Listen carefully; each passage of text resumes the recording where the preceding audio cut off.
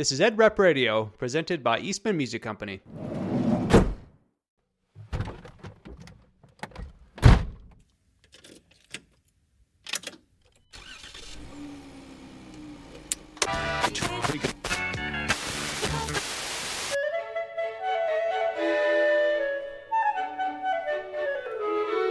This is Ed Rep Radio, a podcast to bring you ideas and information from industry experts you can use on the road every day. Presented by Eastman Music Company, and I'm your host, Shane Duell.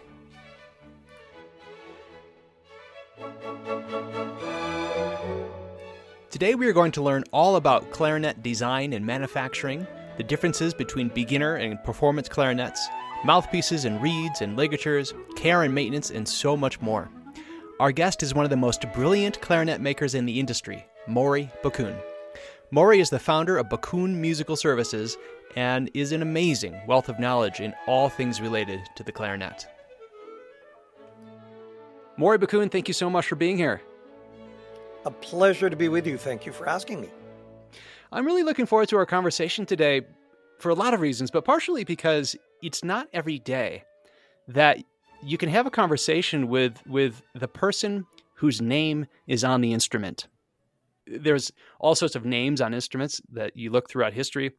Some of those brands are no longer with us. Some are still around, but they're always somebody's last name on these bells or these barrels or these instruments that are being made. And it's not very common that you can actually talk to the person whose name is on the instrument, and that's you. So I'm really looking forward to learning from you, and I think we all are. And I'd love to know, Morrie, how you kind of got started in the music world and your journey to get to where you are today. So thanks for the introduction. A couple of things, for the people who are ed reps or as general information, a lot of people don't really know the backgrounds of the companies that they do business with. And so they're very well-known companies who started as individual makers. They may have been a repair shop, or they may have been an instrument maker that made small quantities. And over time, they became what now we would call household names in the music industry. Mm-hmm. Many of the companies that people will know today, if you walk into a store, are actually parts of conglomerates. They're traded on public stock markets. They're financed by venture capital. They're owned in a way by the public in terms of who they report to and shareholder values and all. Eastman and Backun are a little bit different, and part of the reason we got together is Chen Ni, who's the president and the founder of Eastman, and I have known each other and had a mutual respect for years. We share a similar background in that we were both serious woodwind players. In Chen's case, he was a flutist, mm-hmm. and in my case, I was both a clarinetist and a flutist. And we had sort of watched each other's companies over time and resisted the urge to sort of get into the corporate side of things, and have always run our businesses as entrepreneurial businesses. So when an instrument goes out the door, I'm really cognizant of the fact it has my family name on it. And so something that, in certain factory situations might get through, we really have very, very high standards, because we have a policy here that anyone in our production department can stop an instrument for any reason. There's no retribution in terms of saying, "Oh, you're not hitting your particular numbers," because we're much more concerned about having something go out the door that's right than something that's right now. We really look at this as the long term. And interestingly, now we're a multi-generational business, because I'm involved in it. My wife is involved in it. My son is the head of engineering and operations in the company. And my nephew actually is in front of sales and marketing. So when we say our name is on the instrument, we really are mindful of that. You'd ask Shane about how I got involved in it. So originally, like many of the people who are listening to the podcast, I was a player in school bands. And I started at a very young age. My first instrument, which no doubt I'm going to get some comments on, was the saxophone, which I played for a few years before switching to clarinet. And I was very, very fortunate to have a couple of really fantastic private teachers, as well as an absolutely extraordinary school band director. So I was the fortunate recipient of a public school education in music that was really quite exceptional. And a number of people from my class have gone on to careers in music. Could you let everybody know where you grew up, Morrie? What part Oh, of sure. the world you're in? So our factory is located in the greater Vancouver area in a suburb called Burnaby.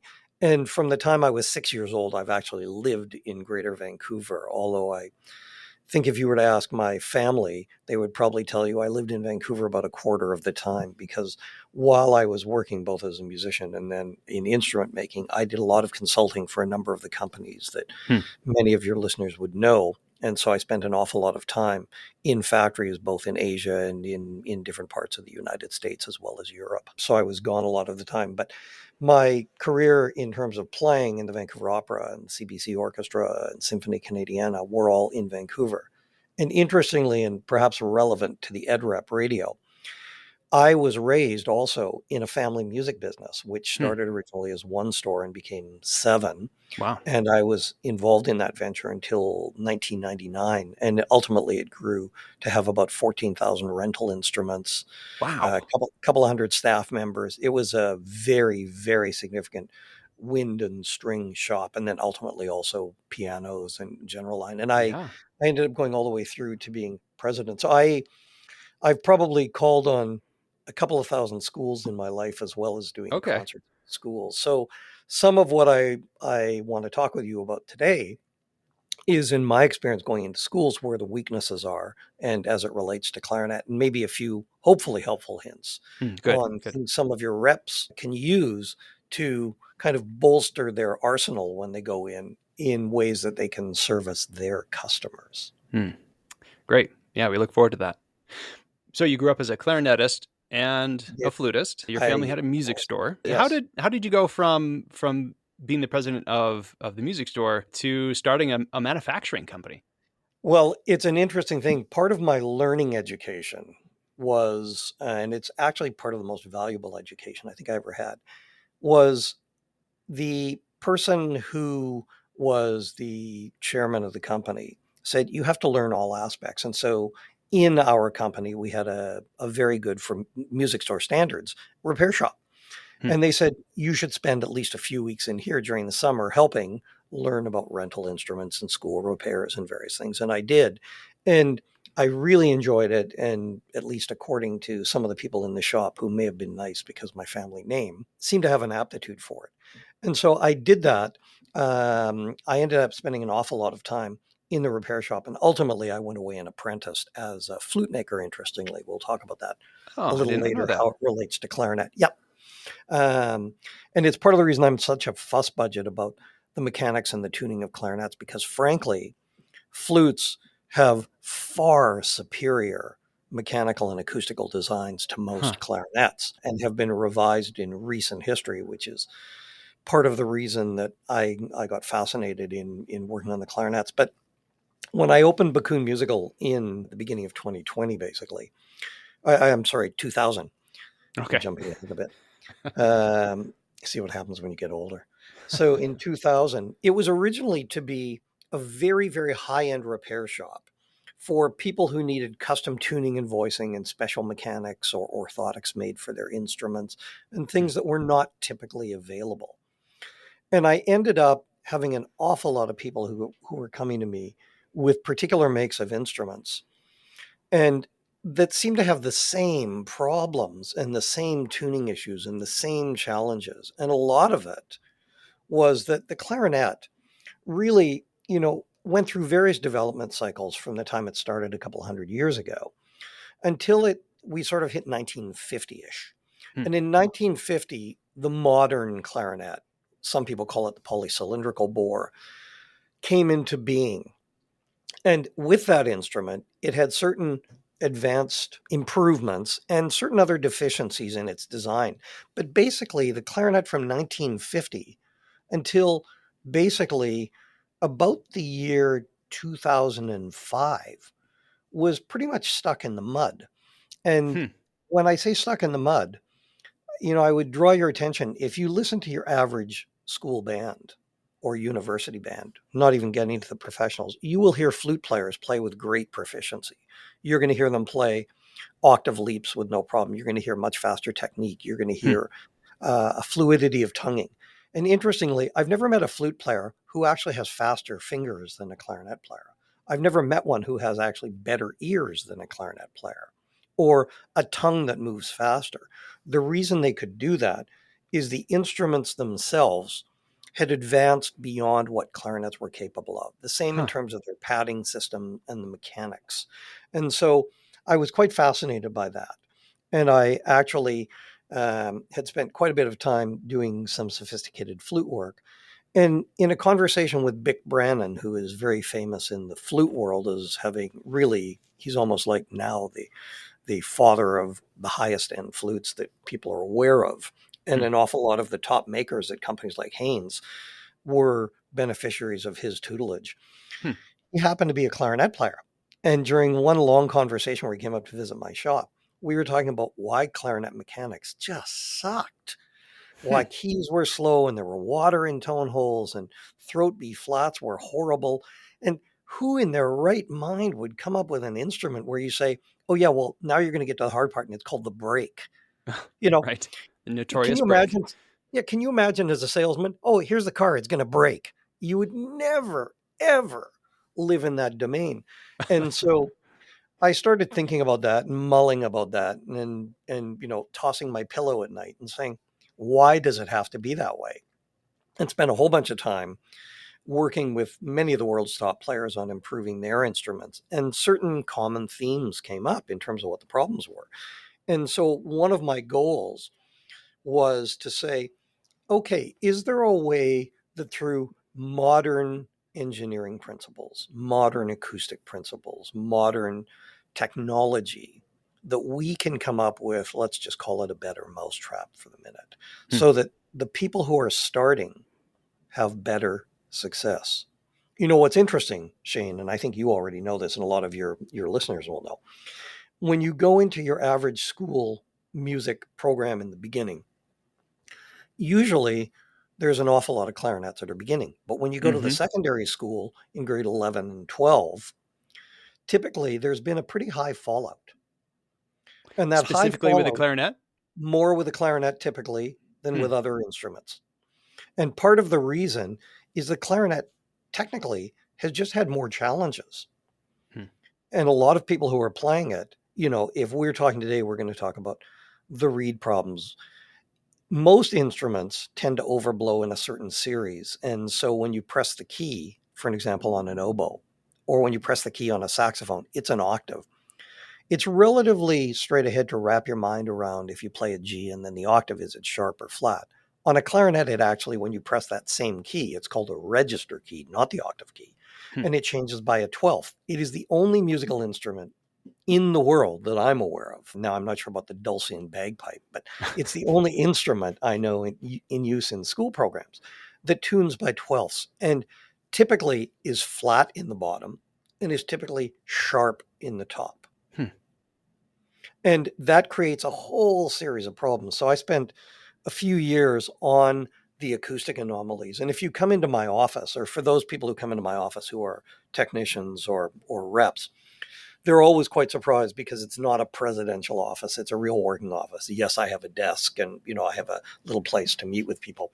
But the majority of my office are all these machines and tuning meters and air meters and special reamers and bore gauges and measuring equipment. And all of this is used to try and define what is actually working or not working for individual players. And what we came up with was essentially a tuning schematic, which said certain players are playing at different pitches than others. So, for an example, commonly unknown fact, when you walk into a school band room, almost all of the percussion instruments are tuned to A442. And if you go look at Mm-hmm. them, usually on one of the bars it says 442. Right. But Right. whoever gives the tuning note at A440. Right. And so you're immediately basically out of tune. So when I go into school band rooms, quite often what I'll do is, instead of tuning to whether it's the oboe or a clarinet or a trumpet, or sometimes it's piano, which can be tuned to, who knows what at that point, I will either use an electric tuner or I'll use a mallet instrument and then tune the octaves for the band from there, and you get a very, very different result Hmm. because of that. It's a very handy tip, because otherwise, as soon as you start playing, as soon as the bells come in or anything else, you're automatically out of tune. Mm-hmm. Mm-hmm. So we spent a lot of time on the scale of the instrument. And one of the things which my goal originally was to provide an instrument that essentially accomplished three goals. First of all, it simply has to work, because no instrument that doesn't function well and consistently is going to aid any student in getting where you want them to be, and that's to be successful in music. Mm. Right. Right. If they don't have a good Second instrument one, to start, they're quitting. Right. yeah, I think that, several things happen. Number one, clarinets, everybody, it's a standing joke, how many bars can you play until a clarinet squeaks? Well, I've never heard someone say the trumpet's going to squeak. I've never heard them say a flute's going to squeak. I've never heard them say a saxophone's going to squeak. Hmm. And the Good squeak point. is a technical issue, and the technical issue happens because of a couple of reasons. One of them can be a bad choice of reed or mouthpiece, of course. In most cases, it's that the instrument is not sealing. But the third, and one that's really prevalent, if you're a school ed rep and you're walking in and you walk into, you know, Ms. Sally Field's school band rehearsal, and you line up the kids who are playing a clarinet or any instrument for that matter, and you just have them hold their hands up in the air, you're going to see one hand where it's got about a 4-inch circumference, and one hand where it's got about an 8-inch circumference. Hmm. And what I often will do will be, I'll take a tennis ball and I say, okay, I want you to hold the tennis ball with just your first finger and your thumb, each one of you, not comparing to each other, but each one of you. And if you have 10 players, if you have 10 tennis balls, and no, I don't work for Slazenger, this is a really handy exercise.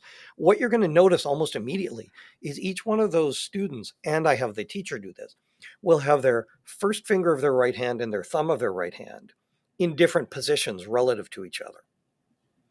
Hmm. And so if you look at it carefully, that will help you determine where the thumb rest should be for that student. Huh. Okay. So in the very beginning, often people don't pay attention to setting the thumb rest in the right place. Now, first of all, for all of your ed reps, whatever instruments you are selling or renting, you should encourage the company you work for, and hopefully most of them now are doing this already, to use instruments with an adjustable thumb rest, because simply put, one size does not fit all. And a Hmm. lot of kids drop out of music, they're squeaking because their thumb is positioned in a way that they literally can't cover the holes. Hmm.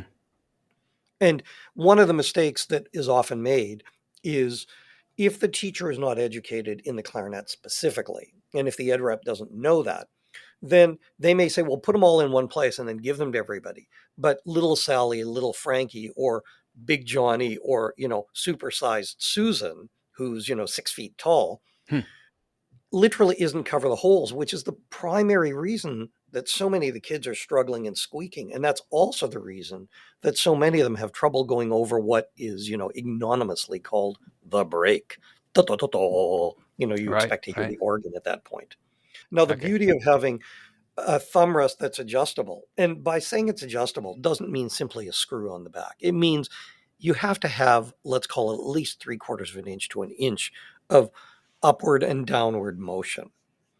When you do that, in countless school band rooms that I've walked into, simply moving the thumb rest to the proper or corrected position for the individual student, it's like you've taken the weight of the world off their shoulders, and suddenly their right hand has motion, they can play Hmm. with more fluidity, and they're not squeaking and squawking every bar where people say, well, obviously you have no aptitude for this.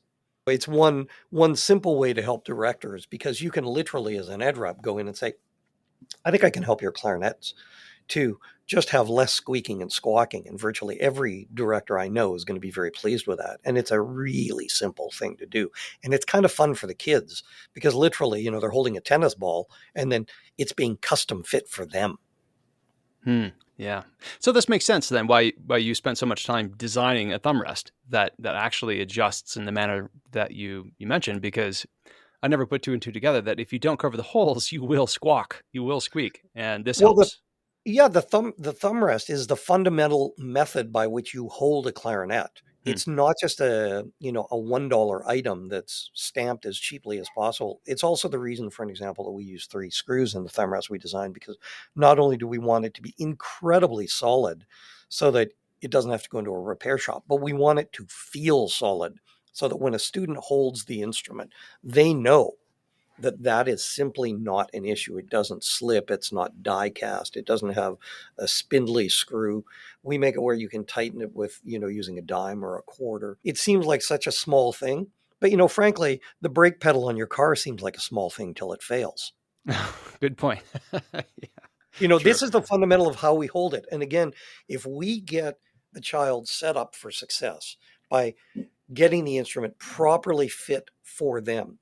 People will spend hours, days debating, which ligature, or should I use a 2 reed or a 1.5 or a 2.5 or whatever it may be, without ever giving a single thought to, for goodness gracious, how are you just holding the fundamental instrument to be able to stabilize the embouchure in the hand position? So, Hmm. yeah, I sweat blood literally over thumb rest designs. We've done Hmm. countless, I would say it's hundreds of them for different instruments, but we use a thumb rest design that on our alpha clarinet, which is our introductory instrument, is almost the same as on our $10,000 instruments. Hmm. Wow. Okay.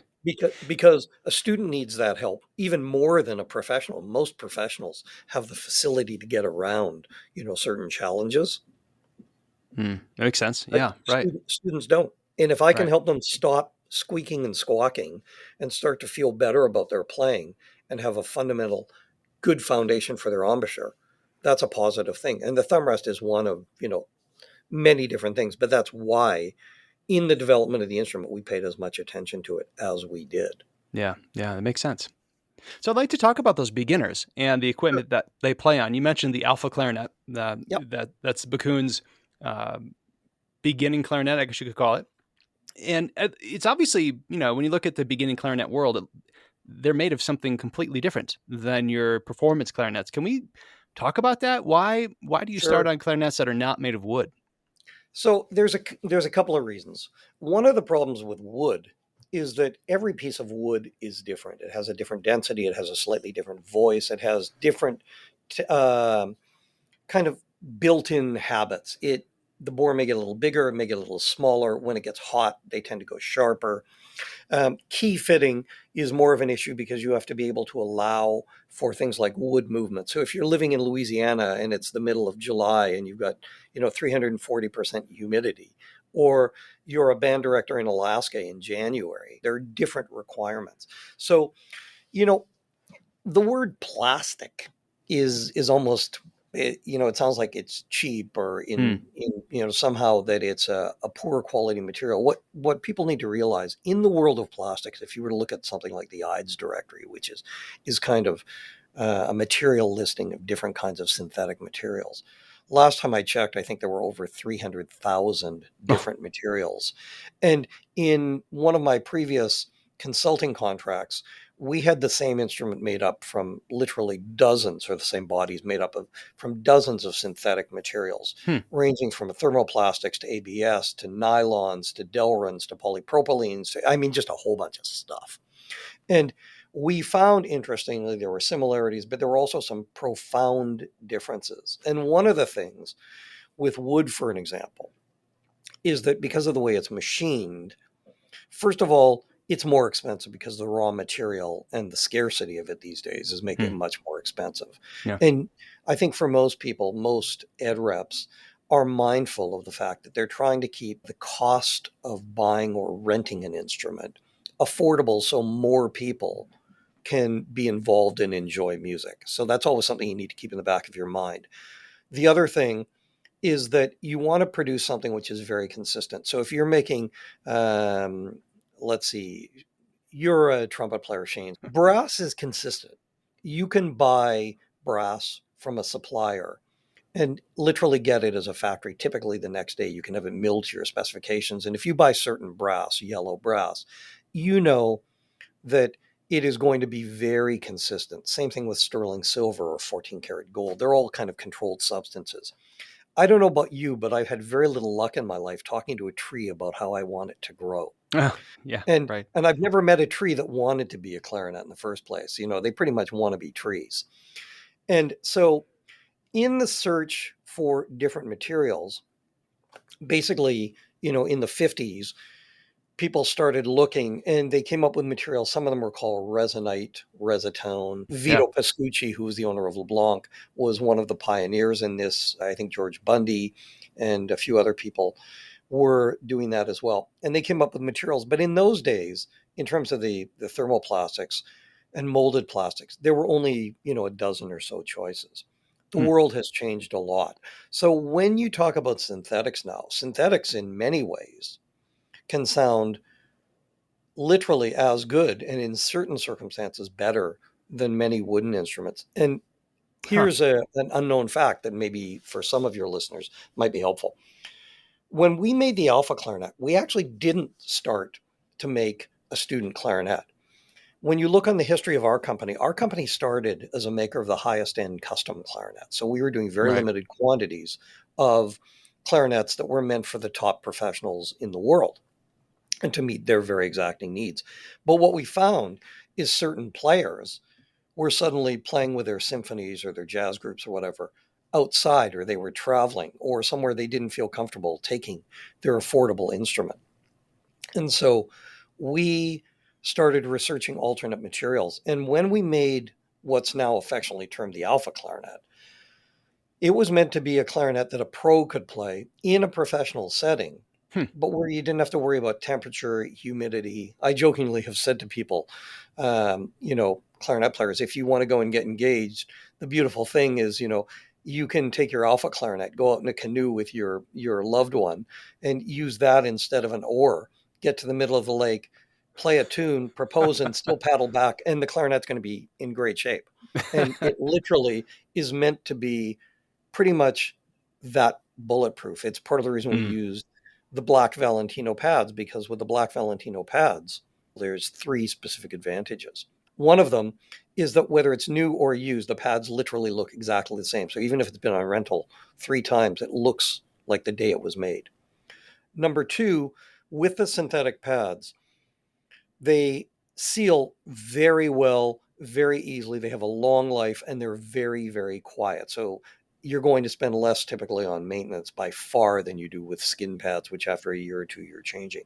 And the third advantage, and this one I've seen play out several times, the reason for black, every band director and probably every ed rep knows the story where someone 10 minutes before the concert comes up and says, Mr. Johnson or Ms. Jackson or Ed Rep Shane Dool, help me. My clarinet doesn't work. It's not playing, and our concert's in 8 minutes and I have a solo. You're Right. backstage. Here's the beauty, with a black body and black pads, you can take any light source, even your cell phone light source, shine it in the bell up the instrument. And if there is a leak in a pad, you are going to know it instantly because you'll see light pouring out between the Hmm. two black surfaces. Hmm. Yeah. Yeah. That makes sense. Are Yeah. black pads not industry standard? No, I was actually the first person to use them on an instrument I was consulting on. But Hmm. to the best of my knowledge, very few people use the black pads at this point because they've historically used white. And again, you know, history is both a great teacher and a great challenge, because if we keep doing things as we were in the past, we can't really advance the craft. Mm-hmm. I Mm-hmm. say this to people quite often. In the past, there were luminary names that we know on virtually any instrument, people who we look up to and we say, wow, that person was just the most amazing player. And yet, if that same player was auditioning for a symphony today, at today's standards, in the way it's done, they probably wouldn't get a job. It's the same with many instruments. A lot of school bands have instruments sitting around that frankly don't work right. One of the things which I've suggested to a few different ed reps over time and has paid significant dividends for them. Most of the ed reps are going to know that in their repair shops, the repair shops typically now will have an air machine, and the machine is used to measure leakage. And what I've had them do, or I've shown them how to do in many cases, is to take that machine and go into your average school band and literally go through during a rehearsal one by one the individual clarinets, and then you make a note of how much leakage there is in the upper and the lower joint of those instruments. And you can also do it for the school, bass or alto clarinet, or any school-owned instruments that are in the cabinet. And you can do it for fifth graders, you can do it for 12th graders. Frankly, I've done it at lots of universities. And it is shocking to see how many instruments, even new ones, do not seal. Hmm. Here are these poor kids who have no idea. All they know is they're struggling or they're having difficulty with pitch or response. And in most cases, it's diagnosed as you must be having a reed problem or a mouthpiece problem. Hmm. But as an ed rep, if you do that and then you literally make a list, and let's say there's 15 kids, and you show the teacher at the end of the class or whenever you have that chance to catch up with them, that's really a value added service. And you may end up getting repair work for your shop or showing them why your new instruments are better than someone else's. In terms of if you're competing for that account with 3 other people, when you go in with your alpha clarinet under your arm and you show them that the leakage is literally none, and then you look at other instruments and you see significant leakage, virtually every teacher will know and understand immediately that anything that leaks is far less desirable than something which is not. Hmm. So I'm curious, Morrie, with a leaky pad, would that have the same effect as your fingers not sealing those open holes? Would it create the squawks that you were talking about? It will. And for those of you that are brass players, just for a kind of a similar feel, imagine playing your instrument with your water key open, just a Yeah. bit, or your Yeah, it's water key amazing. half broken. It suddenly the instrument doesn't respond, it doesn't tune, you can't articulate. Yeah. And the other thing which I always do is I put the instrument together. So I put the mouthpiece on the barrel, and then I check for a leak at the tenon. So you just put your thumb where the reed would be and the tube in the other side. And in many cases, you will find a big leak Hmm. just in the cork itself because cork has holes. And Sure. so if you take out your handy dandy roll of Teflon plumber's tape that every ed rep should have, because it will, on a moment's notice, serve as a ligature, and just wrap a layer or two around that tenon cork, put it back together, that leak is gone. Interesting. Yeah, and suddenly the instrument plays better. And when you show the band director that, and that works also, for example, on middle joints of bass clarinets and saxophone necks, and you can do it with flute heads and everything, and it doesn't hurt it at all. Suddenly your repair shop gets quite busy with work fixing all those problems. So one of the differences, when you look at your student instruments, folks, if you look at them, look at the tenon corks. This is an area that most reps, no one's ever actually told them. But if you think of the tenon cork on a clarinet as the means, and this is non-denominational, as the means to seal a leak or to keep the air flowing through, if you were buying plumbing pipes and there were holes in it, would you actually buy that? I don't think you would. Hmm. Mm-hmm. So a lot of makers on their student instruments, what they do is they dumb down the quality of various parts and they buy less expensive parts. And one of the ways cork is quite expensive is by using cork that's a low quality with lots of holes. But wherever there's a hole, there's also a potential leak. Hmm. And a potential squawk, right? And a potential squawk. And so on ours, Hmm. on the alphas, we use exactly the same quality cork again on that we do on a $10,000 instrument. Wow. So if we wouldn't use it on that, and we pay more for it, we tell our supplier, we will pay you the highest prices. I've been told I'm crazy several times for things like that, but we only want the best, and that's Hmm. what we get. So if you look at instruments, whether it's in your rental fleet or used instruments, not only is that work for your shop, but that's value add that you're bringing your director to say, here's an area you may not notice. But again, if the joint is loose, the air machine will tell you all of that. But even without Hmm. the air machine, if you can't get your hands on one, or if the shop says they can't, loan it for the day, you can do it visually and still achieve a good part of the result. Because as soon as you use a Teflon tape, it will seal the leak. Ah, very interesting. I didn't realize how important that cork was. So I'd like to go back to that beginning clarinet again, using that alpha as an example. So Sure. is there something about the feel of a beginning clarinet that helps a beginner have more early success? I know as you go up into higher and higher end clarinets, the resistance, the feel is different. What is Yep. it about that beginning clarinet that is built into the design to make it easier for a beginner to start? So typically, most student instruments have a slightly larger bore. And a slightly larger bore allows the air to go through more easily without trying to push nearly as much.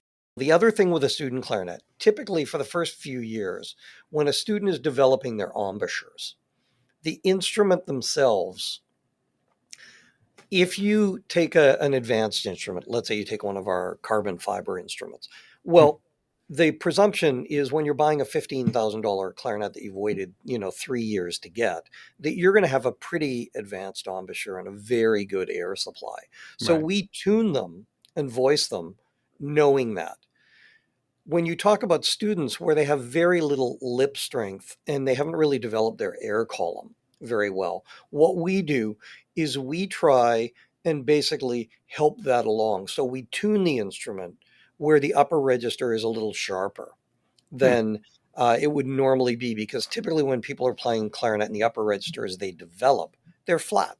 And so the directors in bands will constantly say, clarinets, you're flat, you're flat, you're flat, not realizing that it actually, in many cases, is a deficiency in the instrument itself. And the deficiency comes from the dichotomy we talked about, which is tuning in 12ths, where, well, you can make the upper register sharper, but if you do that and then the lower register goes flatter, you have a very specific different problem. So one of the things for the ed reps, for an example, that they can do is, if you look inside a clarinet, and this is virtually any make, again, let's go back to the non-denominational, the clarinet bore has two metal tubes sticking into it. One of them is the one under the register key, the pad, and the other one is under the thumb. So if you were going from the note G to F, when you close your thumb, you're playing the note F. And if you look inside, one of them is longer and thinner, and one of them is kind of shorter and fatter in the tubes. And if you look inside the instrument, the bottom one under your thumb often looks like a horseshoe shape Hmm. on the inside, or a U. If that's not straight, it can wreak absolute havoc with a whole bunch of stuff. And a lot of kids who drop out of playing the clarinet and not only squeak and squawk, but have tuning problems and response problems, and they just, frankly, it's not an enjoyable experience, is because that tube is either not straight, in many cases from the factory. I know that's shocking, but it's no different than you get a trumpet with a valve that doesn't move, or a French Hmm. horn with a slide that's stuck. Um, if that tube is at all crooked, it's a problem. So I would encourage all of you who are ed reps, literally, if you're going out to a rental and you have used instruments you're taking, make sure the tube's straight. But in any school band room you go into, if you just take the barrel off and you look up the bore, you can point this out to your directors.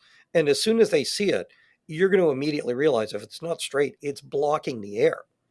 And I don't Hmm. know how you grow your kids, let's say in, beautiful Colorado this time of year, but unless they have extra air to spare, and I don't meet many students who do, anything that blocks the air is a bad thing. Hmm. So you want to get your repair shops on rental instruments, making sure, and even on new instruments, we pay really, really careful attention to that, because it is of absolutely vital importance to the development. It's part of the reason that for many people, they say, well, gee, the throat B flat on the clarinet is terrible. It's horrible. It's out of tune. It's stuffy. Hmm. So what does it do when this is crooked and is not installed It's correctly? What's so the effect if on it's the playability? what this does, if it's crooked, is it literally blocks the air from going through. So suddenly it's like trying to get the air through with a sock stuffed inside your instrument. Hmm. Is this tube hollow, Maury? Yeah, Is so air the tube actually is going through open. it? I Yeah, see. the air is going through when it's open. So if it's turned to the side, the air is Okay. not passing it properly. Now I'm picturing it. Got it. Yeah. And there's Okay. two designs. One of them is a U, like a horseshoe. The other one is flat. So we actually pay a lot of attention to that. But as an ed rep, again, if you're going into a school band room and you explain that and you show the director, you are going to be their best friend. They're going to love you, because Hmm. just changing this. And now, in a perfect world, you would have a simple tool with you and your repair shop would teach you how to do it. I can easily do a little video for the ed reps if that would help them. You need very few tools to do it, but the difference is absolutely immediate. Okay. Good tip. I had no idea. There you go. Huh. My work, So my work, my work here is done. so that beginning clarinet, it's a little easier to blow through. Yeah. You have the intonation in mind of a beginner to help them. It sounds like, especially in the high register. Yeah. So how do you know as a player that you've now musically outgrown this beginning clarinet? How do you know that it's time to go to your next level of clarinet? Well, I think it depends. The question, I'm going to answer it two ways. The first way is if you have a private teacher, and if you're a student, or if the school has someone who comes in who does group coachings or all, hopefully they're going to recognize that the student is starting to play more advanced repertoire and they're getting more and more refined about their intonation requirements where they can appreciate the difference. And usually when you see, a school band situation, for an example, and let's say you've got a dozen people, there's usually a couple of the students who are just showing a real aptitude and they're excelling. Now, in some cases, it's frankly because they have a decent instrument that works. Hmm. But in other cases, it's because that particular student is practicing more and they just really have found their voice with that instrument, typically. But usually what happens is the students are playing in the upper register more. They're starting to dial in their intonation. And the other thing about an instrument that is a little bit larger in the bore is that the sound, while easier to produce, I would say is a little bit more spread, has less center and focus to it. And the control that you start to get as a more advanced player, diminuendos, where you're actually going from a real fortissimo to a true pianissimo, Hmm. you're developing enough strength to do it. When you get a wooden instrument, there are certain advantages in terms of the warmth of the sound. Now, one of the ways you can tell if a student is really going to make that difference as an ed rep is you can take into a school with you wooden barrels. And most barrels from most makes of instruments, not all, but most of them are interchangeable, just like Hmm. most trumpet mouthpieces are. Right. And if you have one of the things I've done several times, I've gone in, and even in college and university groups, I've gone in and let's say there's 10 clarinet players. I'll ask the director to play the first, tune with whatever equipment they have. And then I'll say, okay, can we have, 2 minutes and simply go along and put on a wooden barrel on each of the instrument and ask them to play the same piece again. And the difference is usually dramatic. In fact, Hmm. in most cases where I've seen that, the ed reps don't get the barrels back. The Hmm. teacher says that's such a difference, they encourage the students to buy them or the school buys a set. But it will be the first time that they've started to hear the voice of wood in a non-threatening sort of way. It's not just one student, but this is what it can do. And that's the first step or toe in the water. And if you can hear an appreciable difference, then it's probably time to consider it. Okay. What do you feel when you put a wooden barrel on versus the standard plastic barrel, I guess, for lack of better words, on a beginning I, instrument? What do you feel? it sounds funny, but somehow wood has always been a living thing. It grows, it lives, and when you blow air into it, if it's well made and well crafted, there's a certain resonance in the sound. There's a depth of quality, and there's an overtone series which you achieve, which goes beyond that which synthetics typically will achieve. Hmm. So you hear a complexity in the sound. Imagine you're sitting home. Um, let's use some completely arbitrary example here. Let's say that there was someone who was a sales rep for, let's say, Eastman, that was a trumpet player, that was sitting home on a Thursday night drinking their $8 bottle of wine. And suddenly someone opened a bottle, it was a $200 bottle of wine. There's complexity, there's aroma, there's nuance, there's a degree of yumminess, I call it, Hmm. which is not in the first one. And that's not that the first one is bad, because it's accomplished its goal of helping the developing player get where they need to be to start that move up the food chain. Hmm. Okay. Let's talk about the wood itself.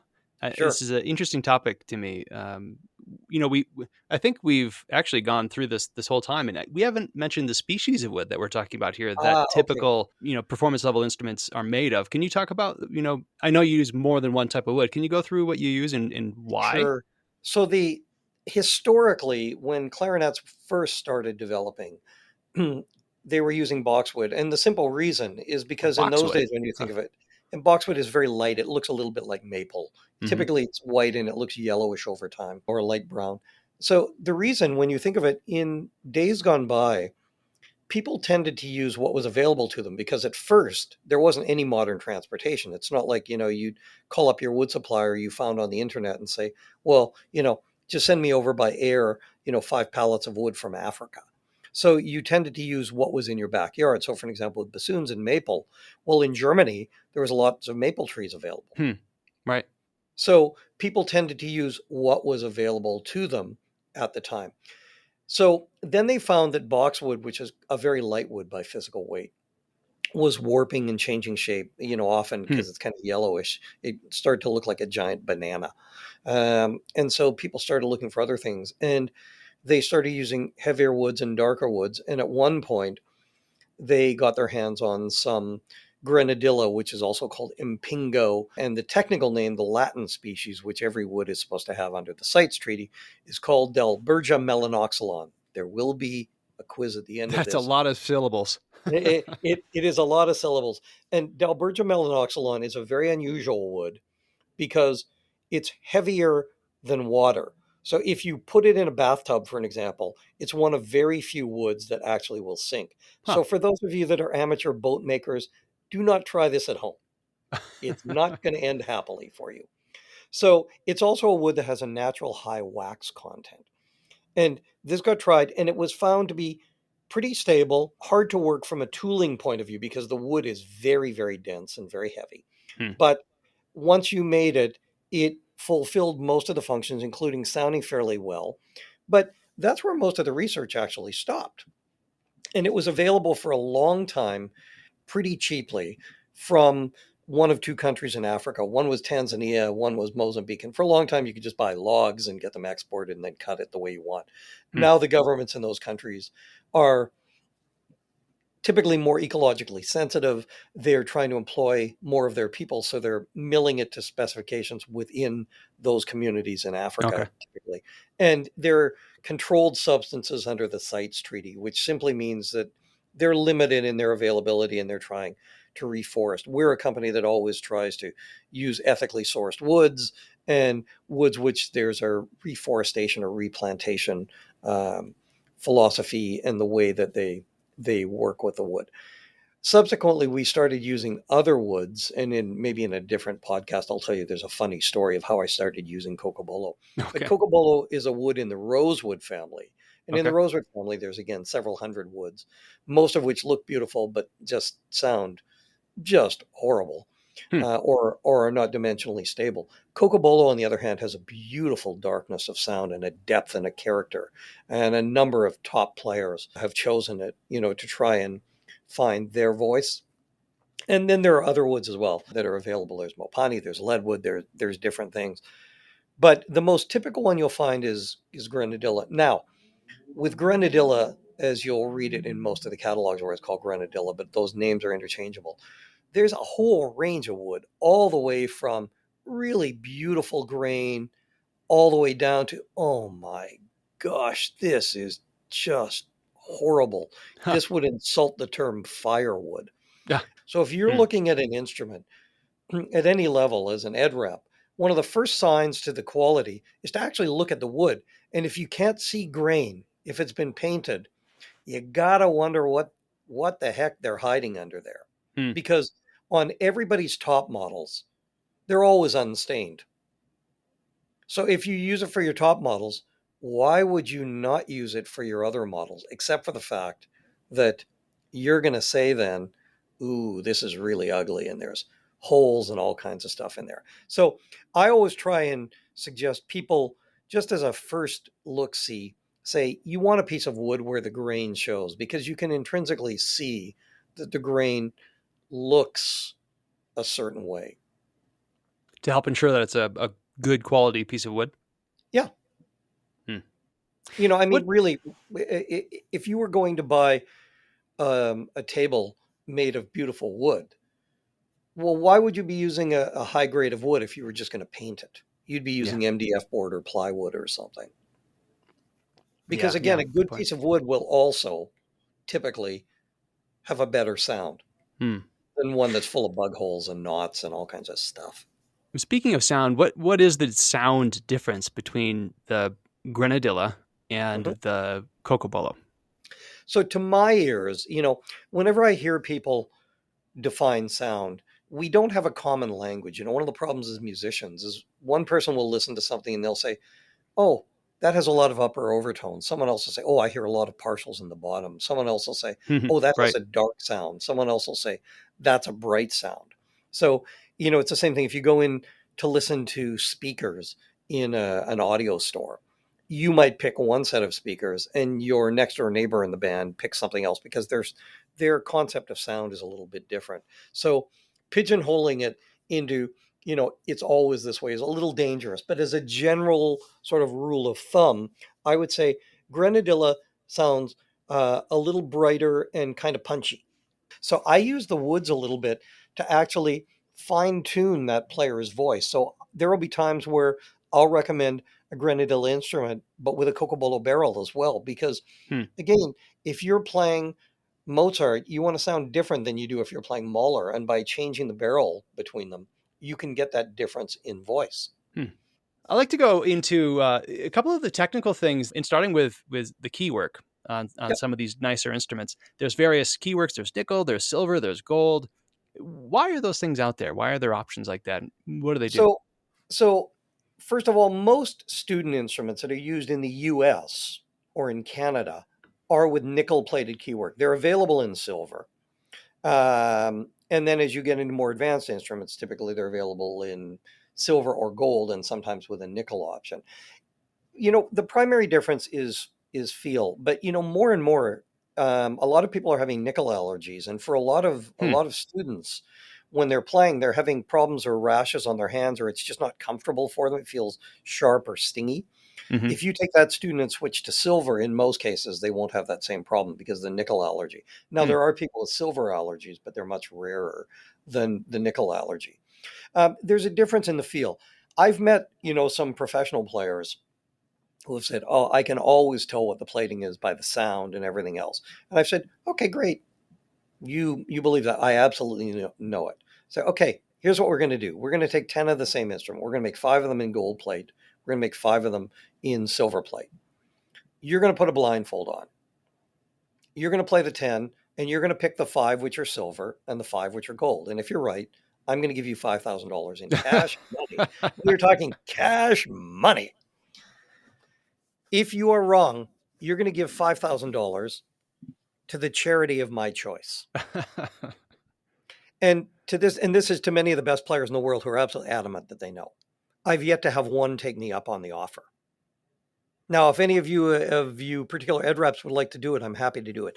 In other words, I do not believe that there is a specific sound profile, and I've used the most sophisticated acoustic measuring equipment, Hmm. which is quantifiable on an ongoing basis consistently because of the plating in the keys. Now, if we're talking about solid gold, like in a flute or in body material, that's a different matter. But in terms Sure. of the plating, so, you know, music is about finding something you love and it's about passion. And if a student comes in, for years we told them very simple, you'll get a black instrument with nickel keys. If you can get that student excited, if in your stores or when you go out, I think you've probably seen this, Shane, at shows. When we put out a Cocobolo, which is a kind of a stripy brown, very pretty wood, gold keyed instrument, or silver keys on Cocobolo, or gold keys on a Grenadilla, a black instrument, people always seem to gravitate to that. It's their Oh, they first sure do. choice they go to, and Yeah. it gets them excited. If you go out and you're going into a school band room and you take the gold plated ones,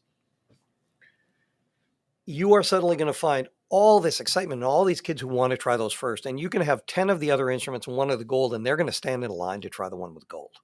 Hmm. Now, Because it it looks also, good.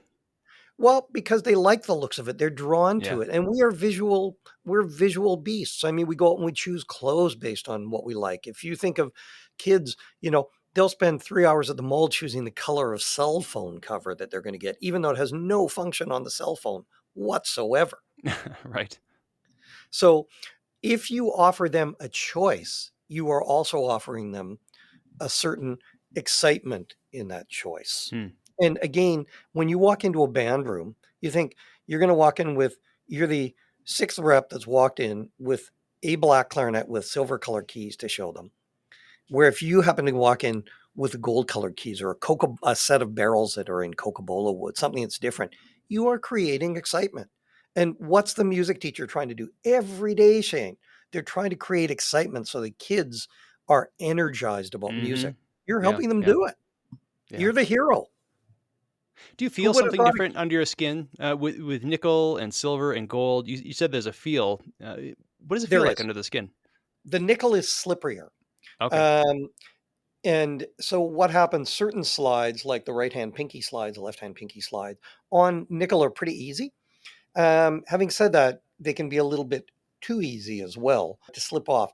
Most of the people stepping up typically now are, when you look at the highest grade of instruments on custom instruments from the various makers, I'm trying to think if there are any who even offer nickel, maybe as a special order. But once you get into custom grades of instruments, almost always it's only silver or gold. Hmm. Student instruments are nickel or silver. And then the middle grades now, if you're working with, a clarinet specialty company, typically you can get in nickel, silver, or gold. One of the things I like about silver keys is that if they wear over time or gold, in most cities now of a reasonable size, there is a plating shop that most of the dealers will deal with for having, plating work done. Hmm. Even, your local pro players will get their trumpet mouthpieces replated, for an example.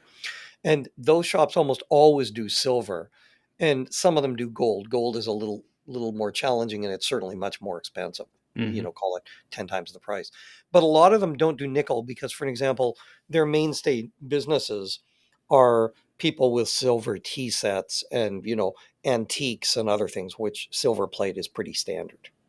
Right. That makes sense. So when you play nickel, some people call it chrome or chromium, is a very, very shiny metal. Interestingly, with gold or silver, when you put gold or silver on as a plating, it will only adhere to the substrate or the base surface to the level of shininess that that key is already prepared and buffed. So Huh. you buff the keys very carefully. With nickel, the key can look like something you found in, Uncle Barney's garage, and it can be pretty rough and just fairly miserable. But the material itself is really slippery and shiny. Now, one of the disadvantages of nickel, it's very strong, but from a rental instrument point of view, is if over time keys get bent or abraded at all and your repair shop goes to straighten them, the material is so hard there's very little give. So often it will crack in the plating. And when it cracks, there's a sharp edge that can be pretty Hmm. uncomfortable and is Okay. not easy to touch up. So one of the things for your ed reps, when we did the alpha clarinets, one of the things that I was really insistent upon with the keys was that, and the bodies, was that they were super strong. So I think you've seen this, Shane, but at one of the NAM shows, one of the dealers who came by, and it was a large dealer, was saying they had some problems with plastic bodies that broke on clarinets and tenons and things. Hmm. So I am not the smallest guy, nor am I a ballerina. And I took an alpha and I put it on the floor at the convention center. And I proceeded to basically do three choruses of the twist. All I needed was Chuck Berry in the background. Unfortunately, it wasn't there at the moment. But I was jumping up and down. I was all over this thing. I invited them to walk on it and then took it and basically just played it. The body material and the way it's made, we've made particularly strong, but the keys are forged in this under no less typically than a 200-ton press. So Hmm. they are so hard that bending them is almost impossible. And for the key, the low E key, which is the one that goes out of adjustment the most, we put an extra brace on it. So when the child is putting the clarinet together, it's almost impossible for them to bend the keys so they stay in adjustment. Hmm. Because again, the reason it's so hard to go over the break, most student clarinets, they literally don't work in terms of that. But with the keys, I tested them by taking the keys off and going in our parking lot at work. And I proceeded to demonstrate how well it worked when I drove over the keys twice and then I No. put them back on. I did. It's true. Now, the bad news for those of you that know me is I really like cars and I'm a Porsche fanatic. I was driving a Porsche and I got a puncture in one of my tires and it was Ah, $800 no for way. that. But the clarinet played perfectly. Wow. It's true. Yeah. So you said they're forged keys. What is the material of the keys themselves? It's made of nickel silver. Nickel silver is like a Okay. white derivative of brass, but because of the way it's alloyed, it's a little firmer than brass is. The posts are interestingly made of brass, and some people will say, well, gee, why do you make them out of one and the other? And the reason is very simple. Where the key end rides on the post, if you have the same material, similar materials attract. So the key tends to feel slightly sticky, and that's on any Mm, make of instrument. yeah, right. By having dissimilar materials, the brass face on one, and then the nickel silver on the other, the key actually floats on the rods between the posts much easier. There's less friction, let's call it, Okay. Okay. for that. So I have another technical question on the bodies of the instruments. You hear things about overcutting, undercutting on the tone holes. What is that? What is that all about? And why Sim- does it matter? Simplest common denominator, air has to go into an instrument and air has to come out of an instrument. So when you talk about overcutting and undercutting, the undercutting on a clarinet, and this is different on different instruments. So on a flute, for an example, it may be different. Or for those of you that follow Haynes, they have a fabulous instrument called the Amadeus Piccolo. And the body for that, interestingly, is made of Backun. It's one of the synergies between Eastman Mm-hmm. and Backun. Yeah, it's pretty cool. And we have actually applied a certain undercutting to the tone hole to make the piccolo easier to play and more responsive. So the undercutting tends to adjust the resistance of the instrument overall and to help with the tuning of the instrument. The overcutting, when you think of it, when you open a key, the air is going out that hole. So Mm-hmm. anything you can do to get the air coming out of that tone hole more easily, more quickly, with a fluidity is a big advantage. And so we, even on the student instruments, we both provide certain undercutting and overcutting to optimize each instrument. And when you talk about going from the student to the step up, one of the biggest differences when you get to the step up is the more intricate shaping of the bore, and in particular, the tone hole shapes. Hmm. So undercutting traditionally uses a little cutting tool that goes on the inside. It gets pulled up and it basically is cutting two sides more than the other because the bore is round, and without getting into the physics of things, Hmm. it's really only cutting on certain edges. We came up with a way, and machines that are literally hundreds of thousands of dollars, where we can do undercutting using a special tool we designed. It's proprietary to Backun, that gives you equal undercutting all the way around so that the Hmm. resistance of each note is basically the same. And that's really helped to move forward the ability to play fluidly with an evenness of sound and intonation on the clarinet in ways that historically it just was not easy to do. Hmm. Hmm. And these cuttings that you're talking about, I've seen this done. I'd love for you to describe it. It's on these really amazing machines that practically look like robots. Can you talk about these machines and how they work and how they're cutting this body of this instrument? Yeah, it's funny because when we talk about these machines, and loosely termed, they're called CNC, which stands for computer numerically controlled machines. And they've been used in industries like aerospace and automotive manufacturing and different things, and even in some musical instrument manufacturing. But, first of all, much like musical instruments, there are CNC machines which are, entry level, let's say $50,000. And there are other machines which are like full pro. So we have a few machines here where we make mouthpieces and certain undercutting that are now $1 million each or more Hmm. for that.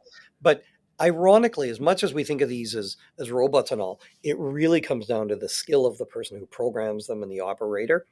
And Hmm. the difference, you can take, even a drawing and get five companies to make that drawing using their equipment, even if the machine's the same. But you are going to have someone who suddenly is just, you listen and suddenly it's like you hear Joe Alessi on the trombone and you go, okay, that's the way I want a trombone to sound, or Corrado Giuffredi or Eddie Daniels on the clarinet. And you go, oh, that's the way I want a clarinet to sound. Well, you can give someone else that same instrument. They won't sound the same. So it's a mixture of the quality and the maintenance of that machine and then the skill of the operator. So machine tools come in anything from essentially 2 axis. So it'll cut in, like length and width, all the way up to 9 axis. And in small machines, you can even get them now into the 20s of axis. Wow. Um, and so the ones we're using for a lot of these cut in 9 directions and they're simultaneously. So imagine it looks like two robotic hands emulating the movement of the hand. So you don't have these jerky motions. You can get perfectly fluid things. And the irony, and this is something which I always find funny. Most of the models which we make started as some kind of a discussion with various artists and our own internal artisans. And historically, the way it's worked is I've made the prototype, and I've made it in the old fashioned way. And where I'll go to one of the manual lathes or milling machines, and I'll, machine all these and make the tooling and the reamers and things to do it. And then I'll take it to our engineering and ops staff, and they'll measure it within an inch of their life. What they'll do is they'll then reverse engineer it, and they'll make it exactly the same, and they'll make 100 of them. Where if you ask me to do it 100 times, doing it by hand, I can't do it the same. And think of it this way. Let's use that same, let's say Eastman sales director. And we ask that person, let's say they play again the trumpet. And we say, okay, we want to have a really simple exercise. So we want you to take out your trumpet. If we ask you to play a difficult piece, let's say Hot Cross Buns or Mary Had a Little Lamb, and we say, all right, let's just hypothetically call them Shane. We say, now we would like you to play that 3 times in a row, exactly the same. Can you do it? You can't. Yeah, I'm sure it's close. It sounds similar, but I'm sure it's different. Subtle nuances in each one. Right. Where if you were that machine, and that's the same for me if I make that prototype again, there's little differences. And then it's hard to quantify what the differences are. The beauty of having the machine set up to the nth degree is to be able to replicate what it is time after time. So things like keys fit, pads feel, because the tone holes are right. So we pay a lot of attention to that. And in fact, we recently put in a metrology lab, which is a fancy way of saying a measuring laboratory. And we put in some very, very sophisticated equipment. And one of the things we have is a scanner where we actually could take your hand over your trumpet valves, and we can literally take a scan of it. This looks sort of like a car factory where they run over with scanners. And we can say, well, gee, did you know your first finger is 2 degrees off? Or, if you move it this way, and if that was a key, we could then make that key fit your hand. Or we could measure your lips and then make a mouthpiece that fit your lips exactly. So, we're trying to apply science to mix with art, because by doing that, we can create consistency.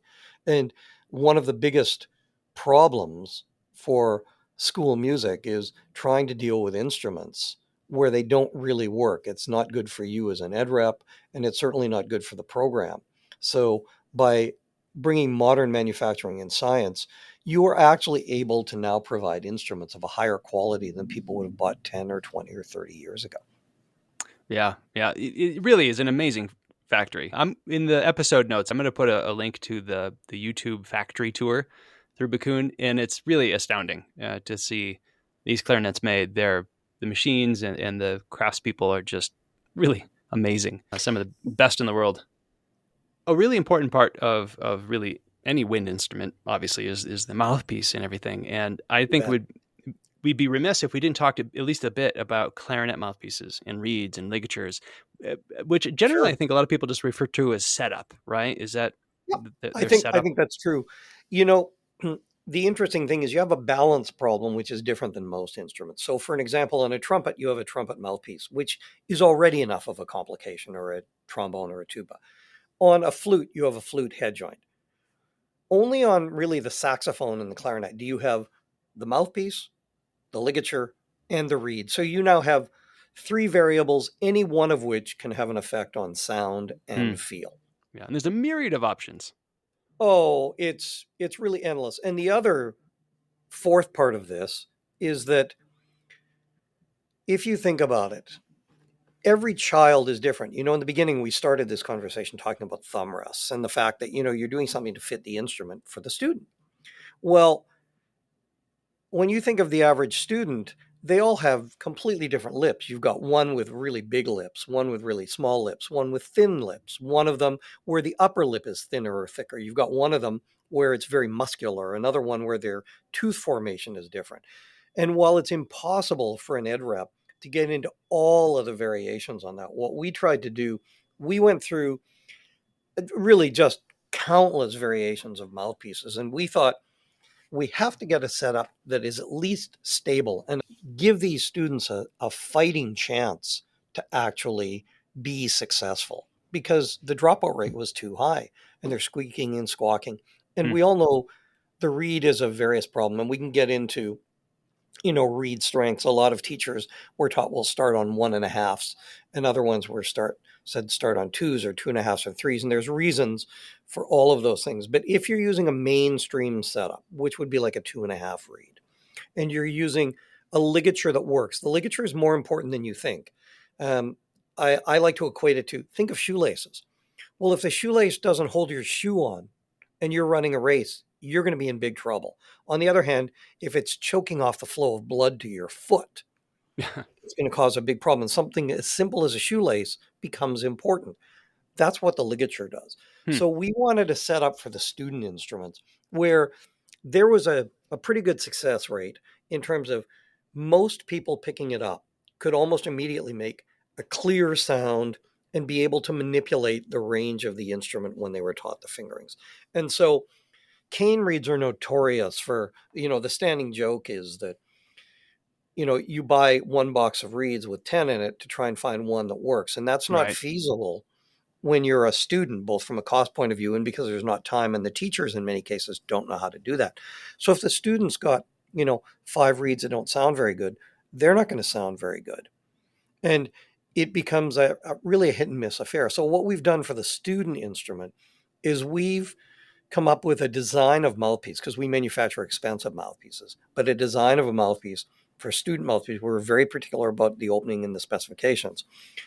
And this mouthpiece is actually made in the States to our specs, where first of all, we know what's in it because you're putting it in your mouth. And I really don't want anybody putting anything in their mouth that we don't know what it is. Hmm. So number one is the material is very important. The consistency is something that has to be controlled to a high degree.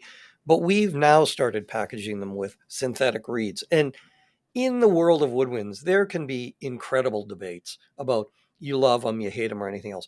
The reality is, at the highest levels now, many people are using them. If you listen to Berlin Philharmonic clarinets, you hear synthetic reeds. If you hear many of the American orchestras, you hear synthetic reeds. If you listen to Corrado Giuffredi or Eddie Daniels, who are two of the greatest players in the history of the clarinet, they're playing synthetic reeds.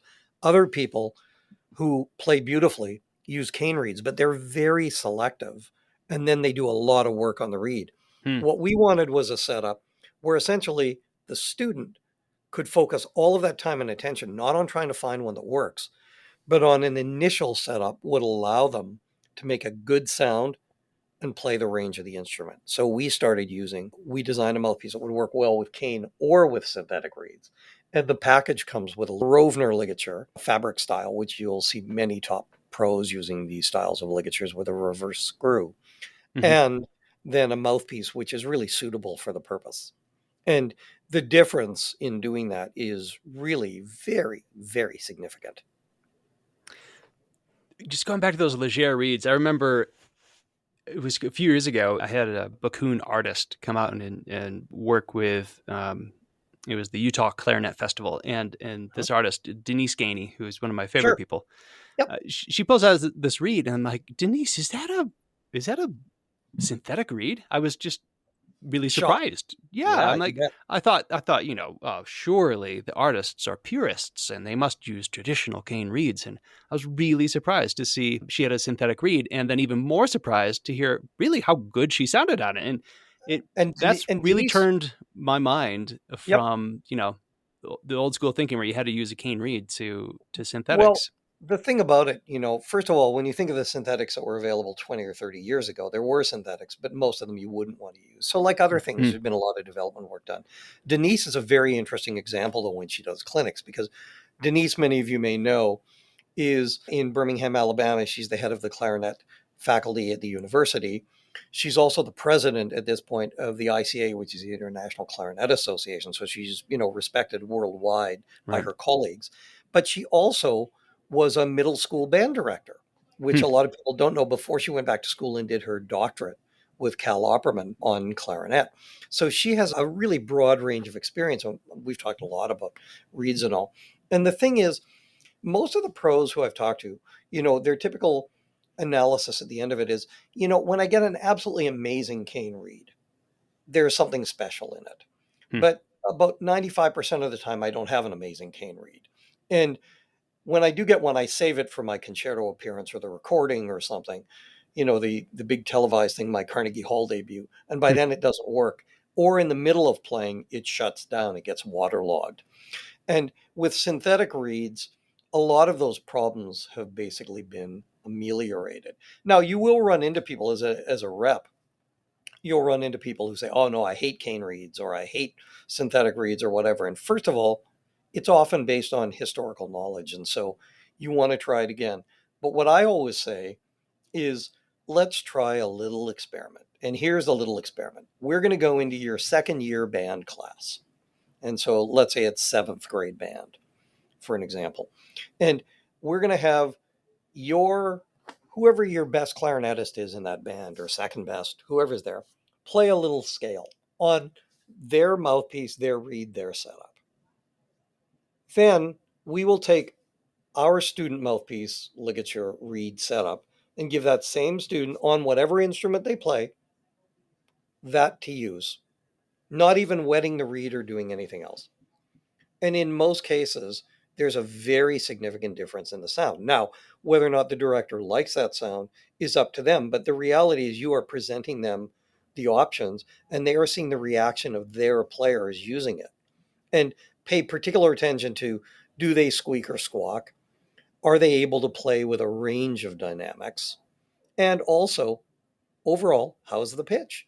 Because one of Hmm. the problems with reeds is when you're sitting there for 20 bars while the trumpets play, if you're paying a piece bad enough that the trumpets are playing for 20 bars when the clarinets aren't, that's the first problem. But hypothetically, you have to let them do the odd thing. So if you're playing and you pick it up and you've been sitting waiting, suddenly your pitch is different. All right. And especially on stage, if they're lights, where with synthetic reeds, some of those vagaries that you get with products of nature are not really present. Hmm. Right. Right. And then you can pick what you like. I don't think there's one material that's perfect for everyone. And, some people say, "Oh, no, no, no, they can't do that." Even a synthetic reed doesn't last forever. You need to change them every so often. And I would always advise people, you want to have a few and rotate them, whether that's cane or synthetic, because like a muscle, they need to rest a little Hmm. bit. One thing when I heard we're putting the Leger reeds into the alpha clarinet setup, the first thing I thought of is I remember being an ed rep seeing so many cracked and nasty and broken and warped cane reeds that these kids would still play on. Oh, yeah. I don't even know, like, I don't know how they made a sound at all. But You do you think Legers will, not warp and crack and split as much as those cane reeds? Well, first of all, and partly because of the times we live in, with a cane reed, it's very hard to clean it because it's very, very delicate. And if you were to use Hmm. soap and water or anything else, chances are you're going to crack it and break it. Sure. Yeah. The Leger reed, you can literally take a cup and take your normal dish soap, put it in 10 or 15 minutes, the same thing as you would use for a fork going in your mouth, and then wipe it off and it's clean. So, just from a Hmm. hygienic point of view, there's a significant advantage. That's a good point. Important today, right? Really, really important.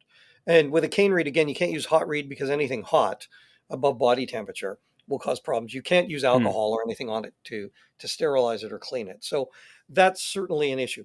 Now, can you break a cane reed? As a parent, I can tell you I've yet to find anything that a kid, motivated by their own, lack of interest in something else, could not break.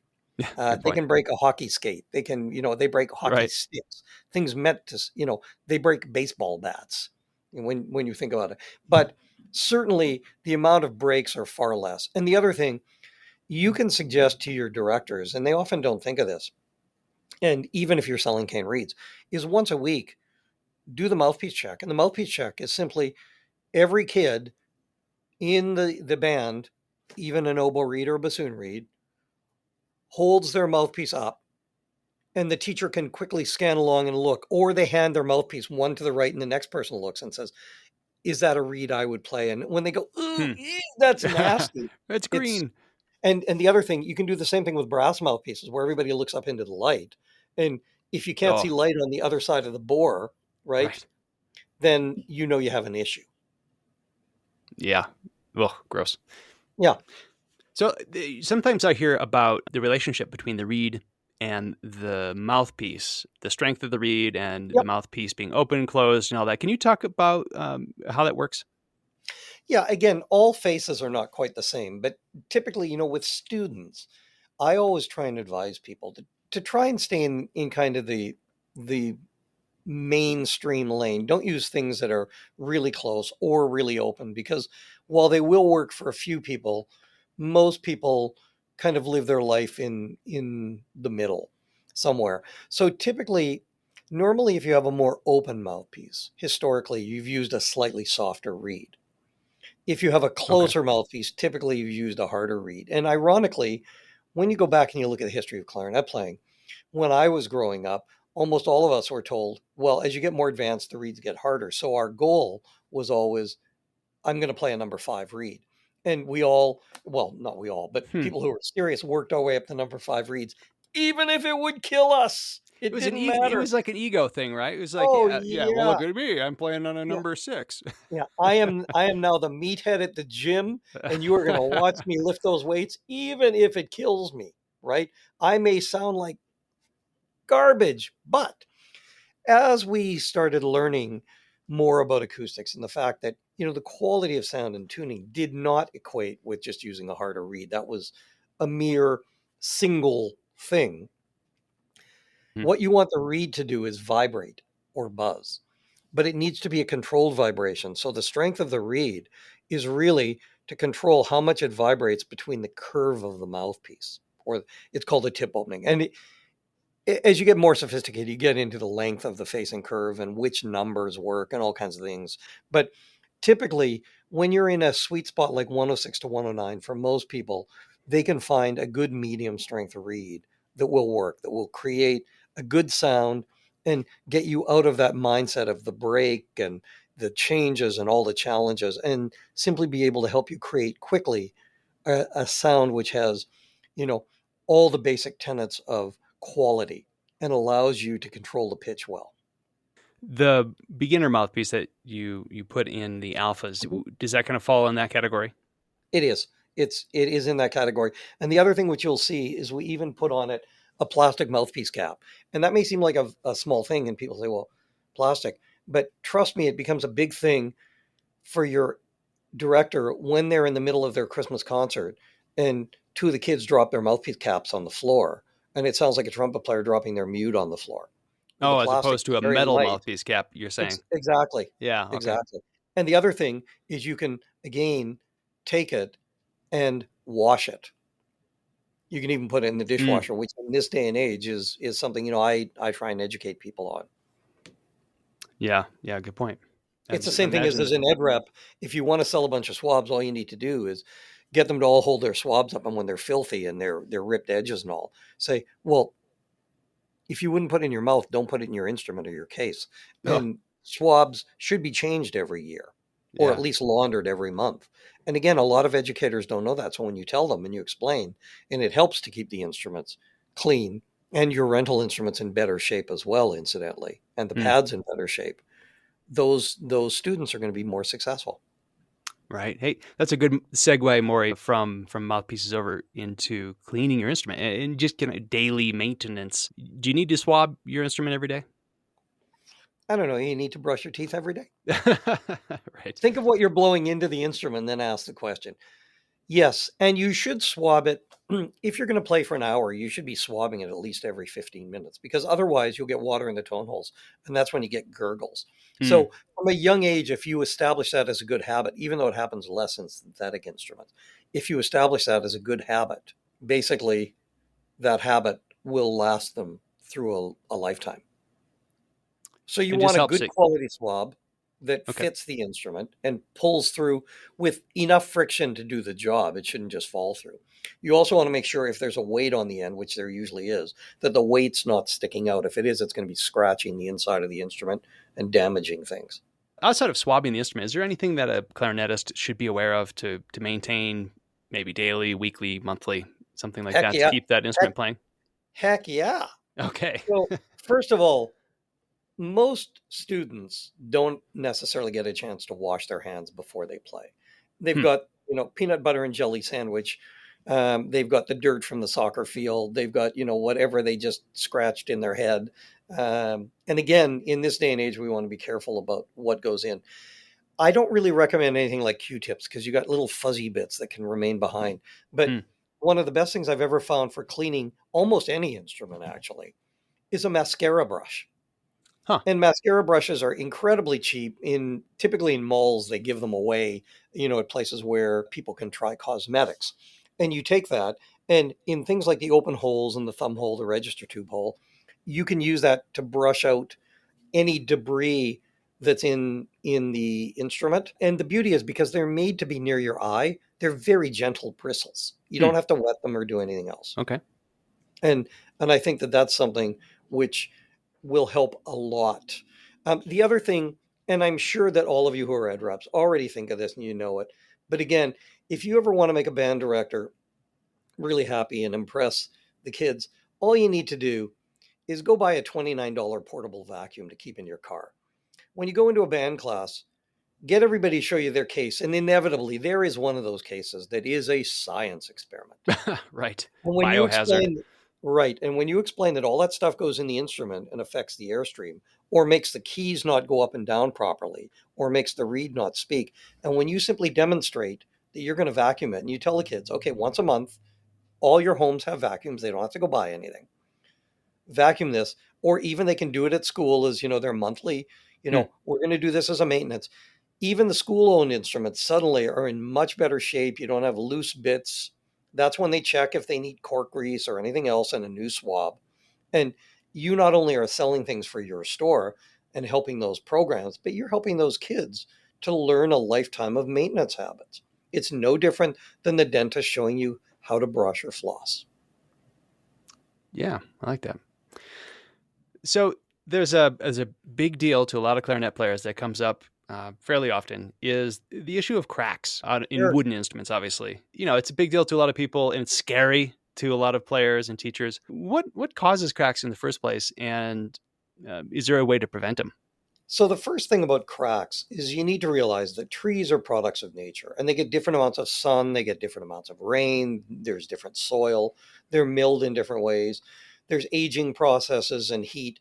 It's different when you're in Alaska in the winter than in Louisiana in the summer.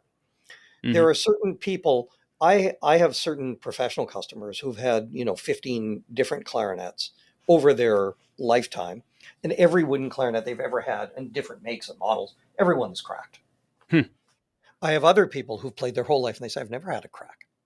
So some of it's unknown. It's like, why does one person get cancer and the next person lives in the house next door, never gets cancer? Right.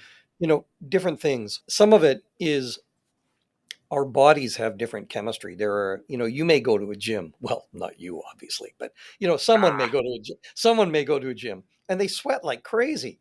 Someone else goes and they work out, but they don't really sweat the same way. You may be a person who you handle a silver spoon, it goes black. Someone else uses it Yeah. and there's nothing. It's body chemistry as well. Yeah. So when a crack Huh. happens, all a crack is saying to you is, I have tension inside, and that tension needs to be released. So a crack forms. Now, about 99% of the cracks that happen are pretty easily repairable these days. There are catastrophic cracks. It's like there's catastrophic car crashes, but in most cases, you can take the dent out and repaint the car. Cracks are much the same, and we have much better adhesives than we used to with super glues available in different epoxies and ultraviolet light curing. We have carbon fiber and not just metal bands that are ugly. You can almost do it invisibly in many cases, and in many cases, people tell me, and I've mentioned this before, that the instruments play better after than before.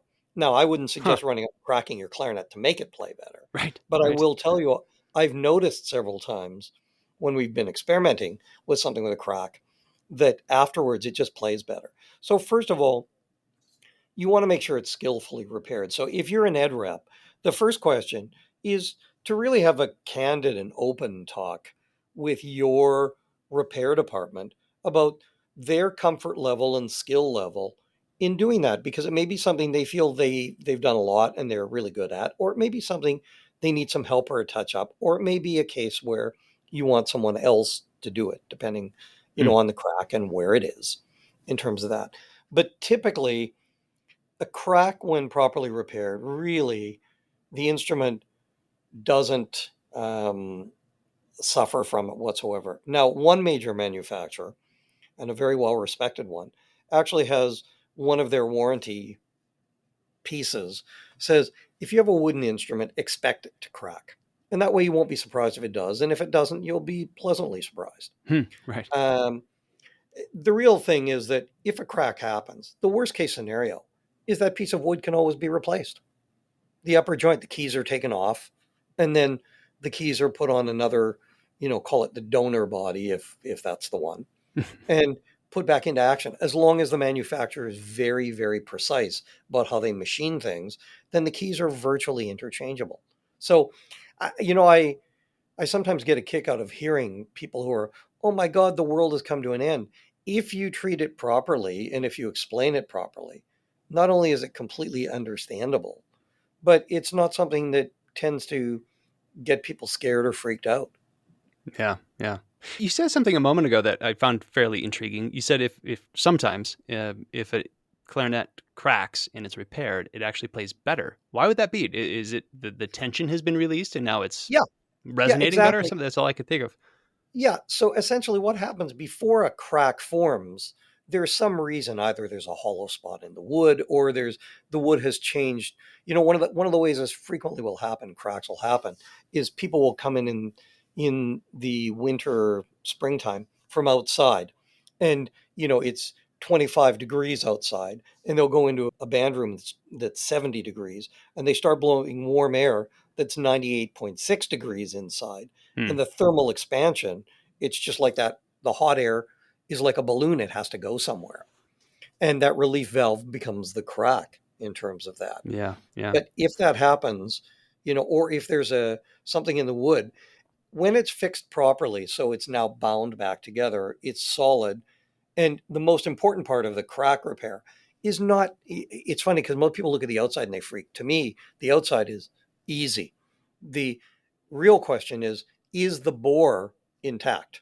So Hmm. if a crack affects the bore size where suddenly it's much larger, that's a problem. And that needs to be dealt with differently. In Hmm. most cases, it's not what happens. But as long as the bore is fine, the crack can be repaired, you know, virtually invisibly. In some cases, invisibly. In some, it's a bit more visible. Depends where it is and the color of the wood and different things. But it really at that point should be a non-factor for people. Hmm. I was just remembering an episode we did talking about string instruments, like Yep. cellos and basses, and Mhm. if an instrument gets very tense because of dryness, for example, it actually doesn't play as well, and sometimes Exactly. it opens up the seam and you reglue the seams, and then it actually literally relaxes and it plays better. I guess it sounds very similar. And it also sounds similar with weather, whereas cellos and basses and I say those because particularly the big instruments, they don't like quick change in Yeah. weather and humidity and temperature. And this sounds like what happens to a clarinet every single day.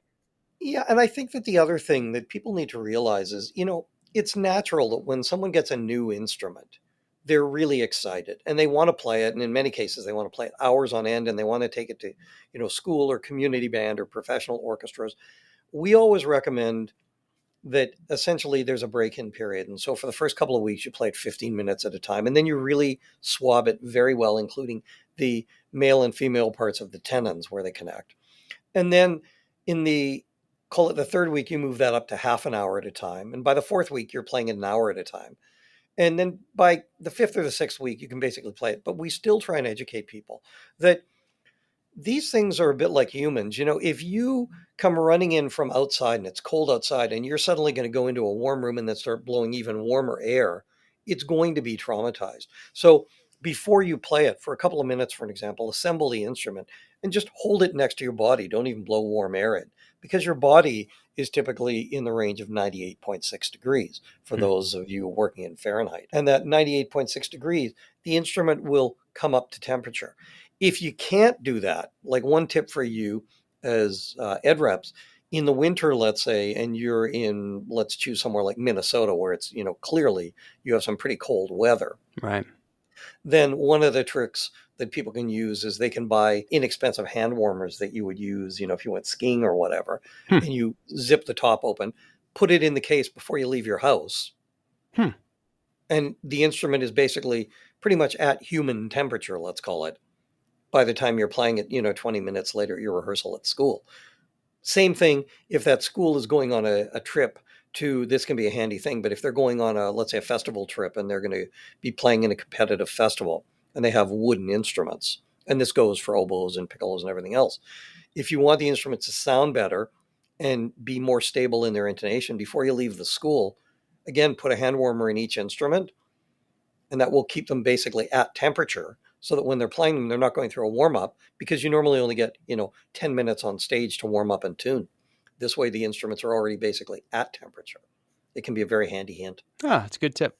Yeah. Yeah. I just thought about the idea of putting a pack of something in a case. It brought to mind the Boveda humidity packs Yep. that we put in the cases for the wooden We do instruments. in all the wooden instruments. And we do that because, the enemies of wood are heat, or temperature. It can be cold as well. So temperature, humidity, which is amount of moisture in the air, Mm-hmm. and acidity. Now, you can't really do anything about the acidity because if you're a high acid individual, it's not like you can change your body chemistry to play a wind instrument. Hmm. It is what it is. But we can certainly control the humidity and the temperature. So we always put in the wood a Boveda pack, and the reason for that is because it keeps humidity in. Now, Boveda packs, folks, are not the Bible. They are not handed down from generation to generation. They have a limited lifespan. And I always say that after 3 months or so, they're not Hmm. really good. So, one trick I use with everybody I come in contact with is I have them, as soon as they get it, put the date on the Boveda pack. And then I tell them each change of seasons, you need a new Boveda pack. And again, Hmm. you should be selling those in your store. They're relatively inexpensive. And whether Yeah. you have string instruments where you use them or you Yeah. take them, I know a school that buys 100 at a time, and then they dole them out to the students in terms of that. But it helps to protect the instrument. And by keeping humidity as a constant in the case, when you add humidity by blowing and the ambient air, the wood doesn't go through the same trauma. Yeah, yeah. Those are relatively new to the music industry. I know They are. the Boveda does a lot of like cigar humidor and food Yeah. products. And And for that's where anybody it comes from. listening, yeah, it's spelled Boveda, and it's great for guitars and wooden instruments. And I love that we put those in the Backun cases.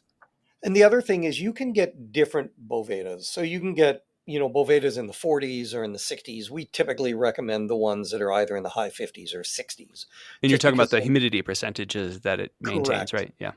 But if you're in an area that's, particularly dry or particularly wet, or you have a player who's particularly wet, for an example, you can do it. And again, keep them in your music stores on literally on the counters or on the slat wall, right behind wherever, your customer service center is. Um, and every repair shop should be advising everybody with a wooden instrument to put these in every time. Yeah. I'll put a link to the Bovida website so you can check these out. I think it's worth looking into. Anything else, Morrie? Any words of wisdom for ed reps on the topic of clarinet? Yeah. One thing which I would encourage you to consider, I'd mentioned before thumb rests and having strap rings and things. A lot of the reason kids drop out in clarinets is because it's hard for them to hold and it's hard to really support it. You know, I think you would be very hard pressed to go into any band room and look at an alto or a tenor saxophone and find one playing it without a neck strap. Hmm. And yet, with clarinets, where you're holding them out, many kids suffer with that. If you go into a band room and you see a child that obviously is holding it at very different angles than most, or they're struggling, you may want to carry with you a clarinet strap. And particularly if you're using the alpha, the beauty is we made the ring where the ring can actually swivel. So it feels incredibly natural.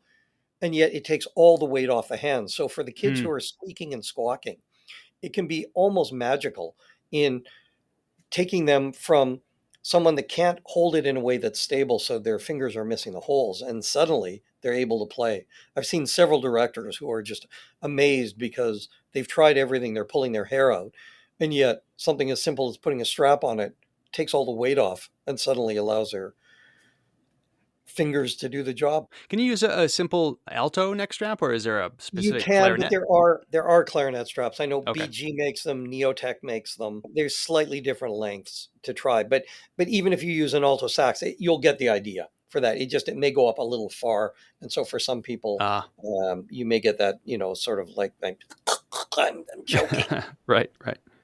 going on, That's a good tip. Yeah, that and makes a lot of that sense. that can actually help them a lot. And the other thing is, bear in mind that with most student instruments, you want them to be durable, you want them to be strong, but there have been incredible developments since the 50s, 60s, or 70s. I mean, the fact now that almost anybody has access to a tuning machine. Hmm. When I was in school, there was like one strobocon for the entire school district, and you were lucky if you could, get it for 5 minutes. Now for 19.99 or less, or on your phone app, you can have a tuning machine. Hmm. Tuning requirements have changed a lot. And I would say that if you have a band director who has a lot of old instruments and they're loaning them out, what you may want to do is take again one of those children in their program who's playing one of these, 50-year-old things, and in a rehearsal, just take the instrument in with you, take a couple of alphas in, and let them try it. And I'm absolutely convinced beyond words that not only will the director notice an immediate difference in the sound, the clarity, the scale, and the ability of the student, but the student will as well. And the first, part of encouraging people to do business with you as ed reps is giving them the desire for something that's actually going to help them. Hmm. Yeah, right. It's music. Put it in their mouth. Let them try it.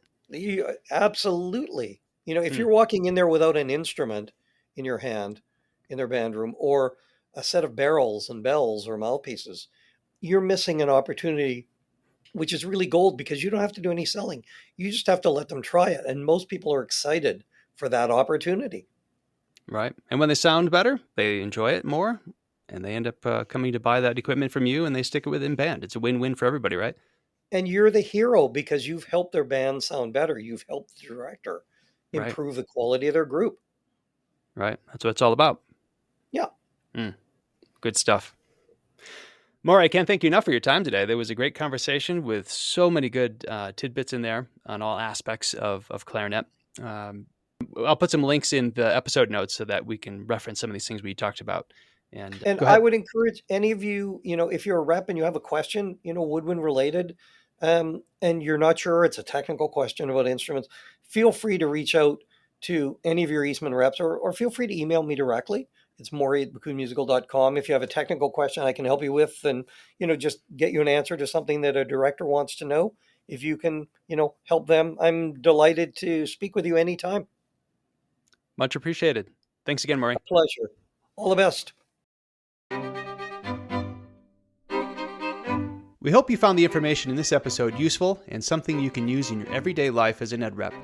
If there is a topic you'd like to learn more about and have presented on a future episode of Ed Rep Radio, or you'd like to give us some feedback in general, please email us at edrepradio@eastmanstrings.com. To learn more about Eastman Music Company, go to our website, eastmanmusiccompany.com, or give your Eastman rep a call. Thanks, and drive safe.